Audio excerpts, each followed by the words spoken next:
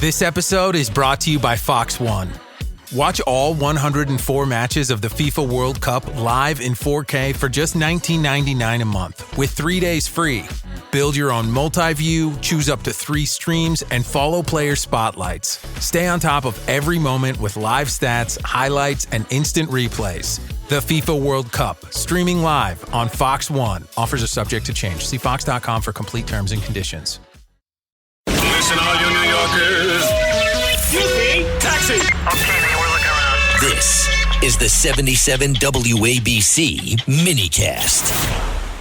Okay, it's up to parents. There's something called parental autonomy when you give your child a device. We always say delay is the way. Delay is the way with the devices. Why does a child need anything before 8th grade? But again, it's up to the parent.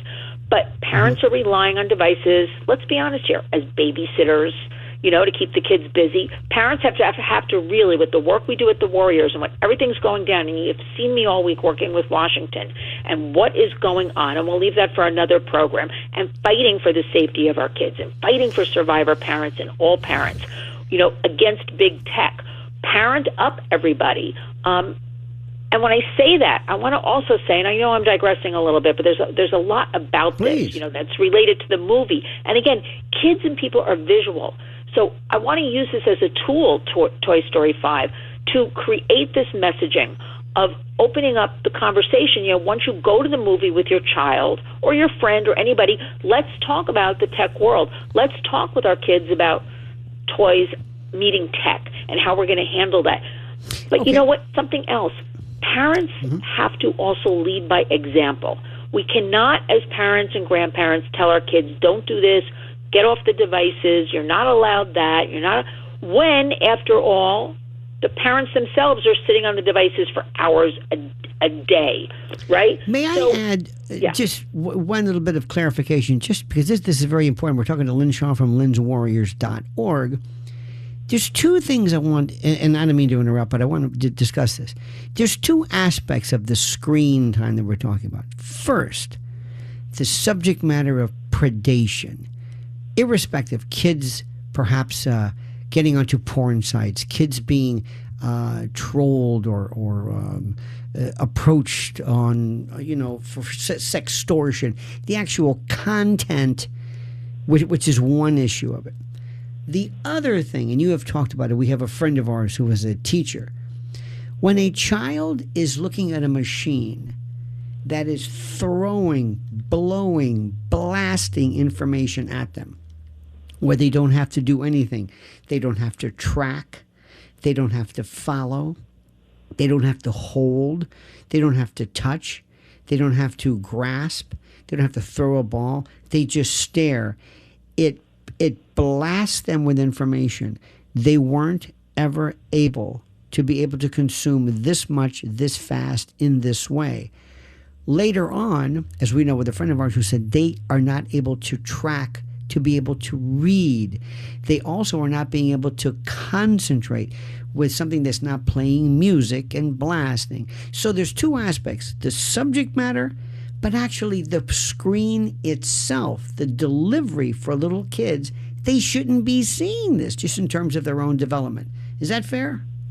Well, medically and psychologically, absolutely. Yes. We have 30 years worth of studies now since 1996.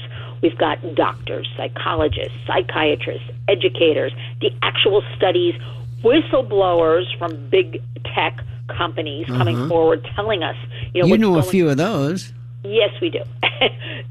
Internally, very ethical people who, let's talk about that for a second, who have bravely stepped outside of these big tech companies to report on them, really taking their lives into their, I'm not kidding, coming forward to testify in front of Congress, to side with parents who've lost kids, to share what they were told, don't talk about, don't worry about, that's not your concern, we'll take care of it. But what I want to say, I want to correct actually something you said. Okay. Kids looking for porn. Everything you were pointing out, and from our work, our research, our Did I say that? Because I don't think half the times they are looking. I think it finds them. But anyway, the kids are being then fed. I misspoke. It's okay, husband. It's all right. Happens. But listen, Kids are being fed the content because big tech is basically one big operation. All these companies, X and Meta, Facebook and Instagram, Google, YouTube, all of these companies, okay? They want to make money. They're in it to make money. That's their story. That's their message. They want kids addicted. They want eyeballs on there. They want to create clients for the rest of their lives. They don't care. They have no moral obligation right now. They do not care. We know this from the history of how they act, how they don't care about families and kids, how they will not make easy corrections on their sites. And Washington's letting them get away with this because right now it's the only company, no regulation at all. They can operate and do whatever they want. And that's what we fight about with the Warriors. But I want to get back to these algorithms. It's very important. It is not the kids' fault. It's not even the parents' fault. Listen, they are being fed content. A child, and I always point this out because this is actually based on a true story. A little girl was looking up Apple and a story about doing some research about an apple. By that third click, Lionel, she was led into a porn site with the content. It had a name with Apple in it. So the kids are being fed these algorithms, not even looking for this content. And once seen, cannot be unseen. And kids are inquisitive. If they're going to see the sexualized content, and there's so much of it, right, they're perhaps going to look for more. Or even if you don't in your home, you don't have devices, you have limited time, you're putting all the guardrails on because we work with plenty of families. Their children are no longer with us. The parents did everything right, okay? They're going to go to a friend's, house and see something. And I was just informed that school buses now, the yellow school buses, many of them have Wi-Fi on them. So all the kids are sitting there on phones on school buses. That I did not know. Okay, so that's happening. So again, I'm going back on, we got to parent up here. We got to really take this on, but we got to start within our own home with our kids. And we're not about banning anything. We hate that word. We do not like that word. This is about open conversation. This is about you buy a device for your child, you put the safety features to the best of your knowledge, you enact them, and if you don't know how to do it, you reach out to lynswarriors.org. We'll help you. You reach out to our great colleague, Chris McKenna, protectyoungeyes.com.